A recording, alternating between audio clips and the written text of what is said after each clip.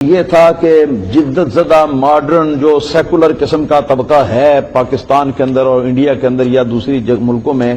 ان سے شاباش لینا مقصود تھا۔ تو اجماع امت کو اس نے پھاڑا۔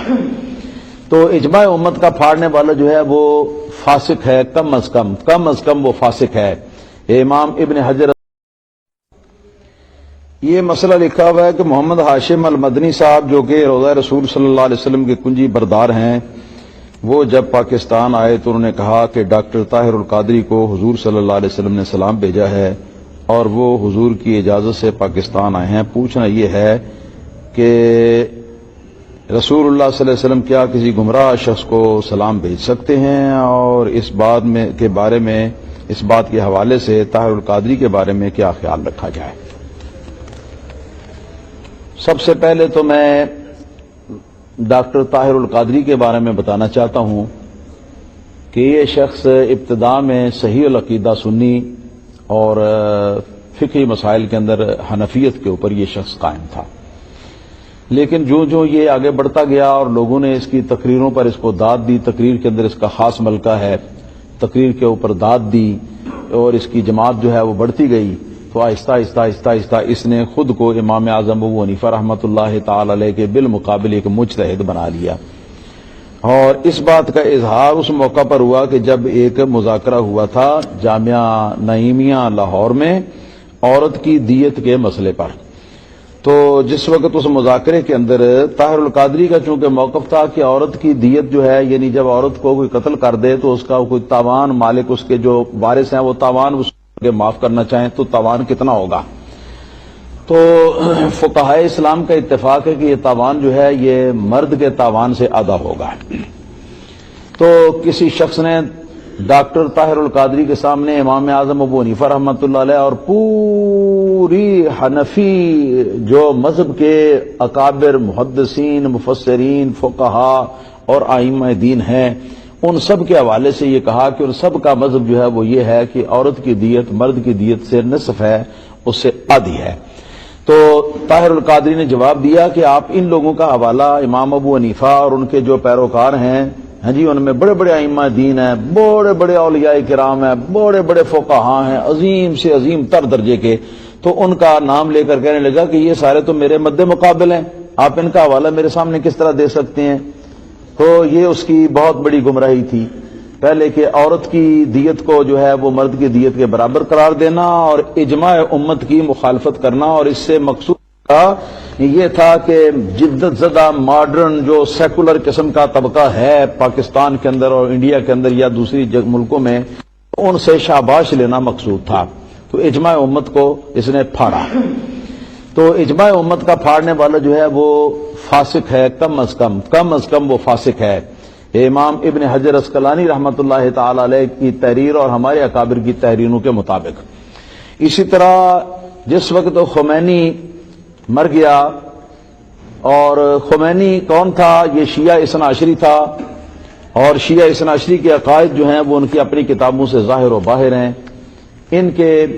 ملا باقر مجلسی نے لکھا ہے، اور اسی طرح ان کے کافی کلینی کے اندر بھی موجود ہے، کتاب الروضہ کے اندر، اور اسی طرح تفسیر قمی کے اندر بھی موجود ہے، اور دیگر ان کے مذہب کی مستند اور بنیادی کتابوں کے اندر یہ موجود ہے کہ جس وقت رسول اللہ صلی اللہ علیہ وسلم کی وفات ہوئی تو آپ کی وفات کے بعد صرف 3 آدمی مسلمان بچے، باقی سارے کے سارے جو ہیں وہ کافر ہو گئے، مرتد ہو گئے، الیاذ باللہ ثم الیاذ باللہ۔ رسول اللہ صلی اللہ علیہ وسلم کے صحابہ کرام کو ون ٹو آل سوا 3 افراد کے جو شخص کافر اور مرتد کہتا ہے، تو ایسا شخص خود اس بات کا مستحق ہے کہ وہ خود کافر ہے۔ اسی طرح شیعہ اثنا عشری کا عقیدہ، جیسے کہ ملا باقر مجلسی نے بھی حق الیقین کے اندر لکھا اور دیگر ان کے اکابر علماء نے بھی لکھا ہے، عقیدہ ان کا یہ ہے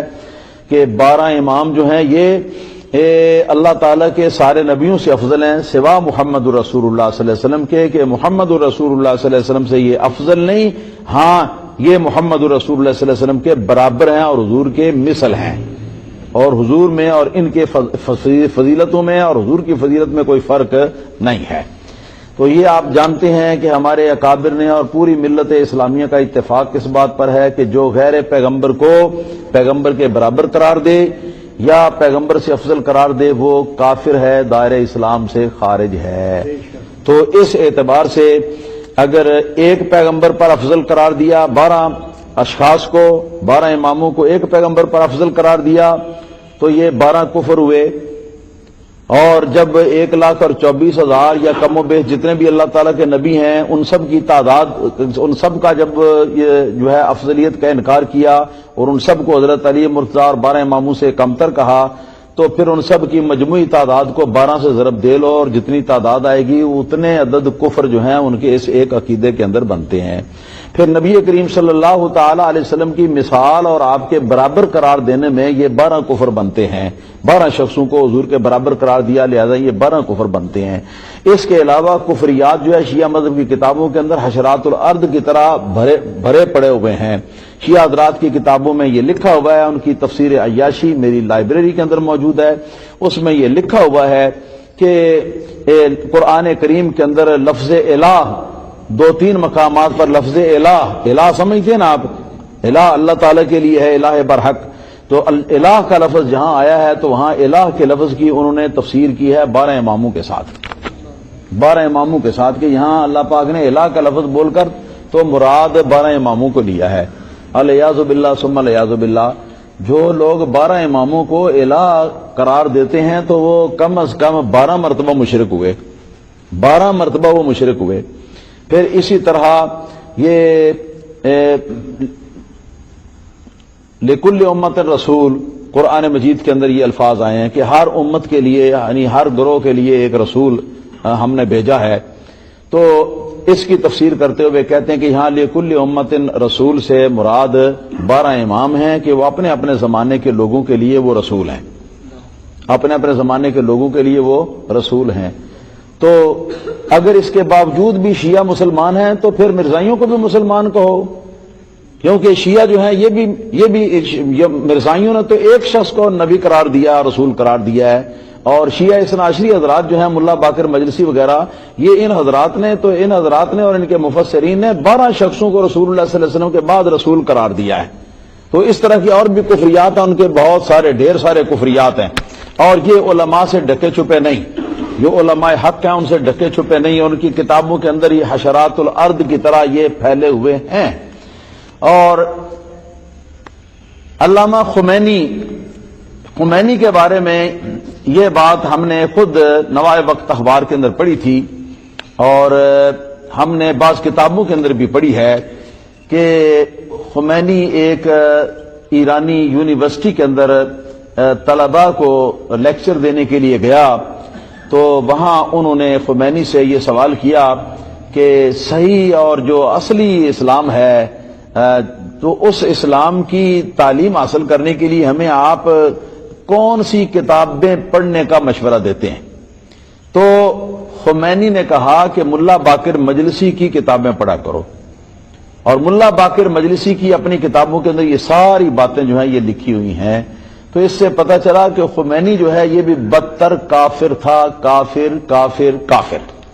اس میں کوئی شک والی بات نہیں، بدترین کافر تھا،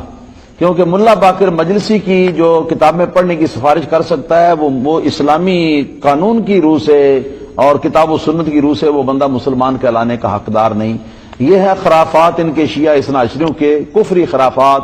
جن کی وجہ سے خلافت راشدہ کے زمانے سے لے کر دور حاضر کے تمام علماء اسلام نے بالاجماع ان رافضیوں کو، ان اثنا عشریوں کو کافر و مشرک اور دائرہ اسلام سے خارج قرار دیا ہے۔ جس وقت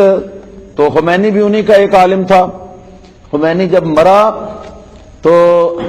یہ اس کے تعزیتی ایک پروگرام کے اندر، ایک امام باڑے کے اندر یہ کالا جبہ پہن کر، کالا جبہ سے مراد ہے میری کہ وہ ماتم کے لیے آدمی جائے اور کالا لباس پہن کے جائے تو وہ ماتمی ہوتا ہے، یعنی ماتمی لباس پہن کے یہ گیا پروفیسر طاہر القادری، اور اس نے جا کر بڑی تقریر کی، اور تقریر کے اندر 2 باتیں خاص طور پر انتہائی قابل گرفت ہیں۔ ایک بات تو یہ کہی کہ یہ تو ایک خمینی فوت ہوا ہے، مگر فکر نہ کرو کہ پاکستان کا بچہ بچہ خمینی ہوگا، نعوذ باللہ ثم نعوذ باللہ ثم نعوذ باللہ۔ جو پاکستان کے بچے بچے کو کافر بنانا چاہتا ہے تو وہ شخص خود کیسے مسلمان ہو سکتا ہے؟ اور پھر یہ کہا کہ خمینی کا جینا علی کی طرح تھا اور خمینی کا مرنا حسین کی طرح ہے، نعوذ باللہ۔ ناپاک کافر اور متفق علیہ کافر، جس کو ساری امت جو ہے وہ اپنے اتفاق سے اجماع سے کافر قرار دیتی ہے جس شخص کو، تو اس شخص کے زندگی کو مولا علی رضی اللہ تعالیٰ عنہ کی زندگی کے ساتھ وہ تشبیہ دیتا ہے، اور اس کے مرنے کو حضرت امام حسین پاک رضی اللہ تعالیٰ عنہ کی وفات سے وہ تشبیہ دیتا ہے، تو آپ سمجھیں کہ اس کا کیا عقیدہ ہے۔ اس کے بعد پھر اور بہت ساری پھل جڑیاں ہیں یہاں پر۔ ایک ہمارے پاس کیسٹ آئی تھی جس کی کیا نام ہے، یہ اس کی کیا نام ہے، سی ڈی جو ہے وہ بھی پیش کی جا سکتی ہے یا اس کی کیسٹ پیش کی جا سکتی ہے۔ یہ شیعہ حضرات کا ایک ادارہ ہے اسلام آباد میں، اور وہ ہر سال محرم شریف کے اندر وہ امام حسین رضی اللہ تعالیٰ عنہ کا یوم مناتے ہیں، اور اس کے اندر وہ اپنے شیعہ مجتہدین اور شیعہ علماء کو بھی جمع کرتے ہیں، اور کئی وہ دنیا دار لیڈر قسم کے جو سنی حضرات ہیں ان کو بھی بلا لیتے ہیں، اور جو سنی عالم ان کے کہنے پر چلے تو اس کو بھی بلا لیتے ہیں۔ وہاں تقریر کے لیے انہوں نے طاہر القادری کو بلوایا۔ یہ طاہر القادری جو ہے یہ شیعہ حضرات کے امام باڑے کے اندر گیا، وہاں جا کے اس نے تقریر کی، اور تقریر کے اندر اس نے یہ بکواس کی کہ نعوذ باللہ ثم نعوذ باللہ ثم نعوذ باللہ، کہ شیعہ اور سنی دونوں مذہبوں کو ملا کر اسلام کامل ہوتا ہے، نعوذ باللہ ثم نعوذ باللہ ثم نعوذ باللہ۔ اگر سنیوں کو نکال دیا جائے پھر بھی اسلام کامل نہیں، اگر شیعہ کو نکال دیا تو پھر بھی اسلام کامل نہیں۔ تو جو شخص شیعہ کے کفر کو شامل کیے بغیر اسلام کو مکمل نہیں سمجھتا وہ مسلمان ہے؟ کون ہے وہ؟ تو پہلے تو اس کے بارے میں جو شرعی حکم ہے، کم از کم شرعی حکم یہ ہے کہ اہل سنت و جماعت میں سے ہرگز نہیں دھوکہ دیا ہوا اس نے سنی مسلمانوں کو، اور یہ شخص بدترین گمراہ ہے، بدترین گمراہ۔ ابھی اس کی اور گمراہیاں جو ہیں وہ اور وہ جو ہیں وہ واضح ہونے والی ہیں انشاءاللہ تعالی۔ اور یہ جو لکھا ہے کہ محمد ہاشم مدنی نے جو کہ روضہ رسول